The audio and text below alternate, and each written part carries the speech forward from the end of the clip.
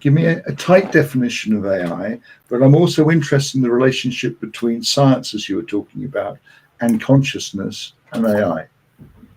Well, if you look at a 10-year-old's definition of AI, you could say it's, like teaching a computer to think and make decisions like a human being.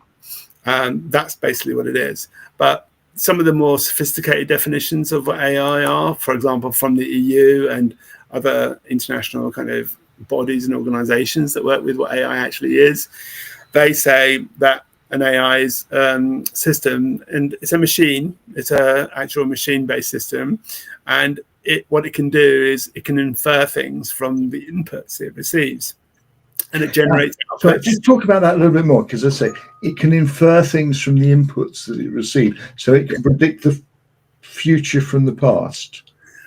No, it might not be anything to do with the past. It might be just a group of facts, for example, or some data, and it can join dots between them, and it can make a guess as to how they might be related and generate some outputs. And from that, it could make predictions, it could generate content, recommendations, and it can even influence physical or virtual environments.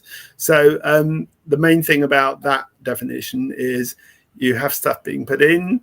There's some processing that goes on to guess what it might mean, and then an output's created in a framed way that's aligned to what the person is looking for, who's actually working with the AI. It's linked to the prompt or the input that person actually gave.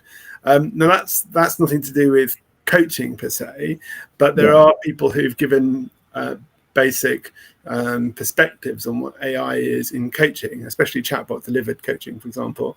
So Jonathan Passmore and Sandra Diller, they gave a very short definition of this, and they said that it's synchronous or asynchronous coaching, where the computer is used as a coach instead of human coach.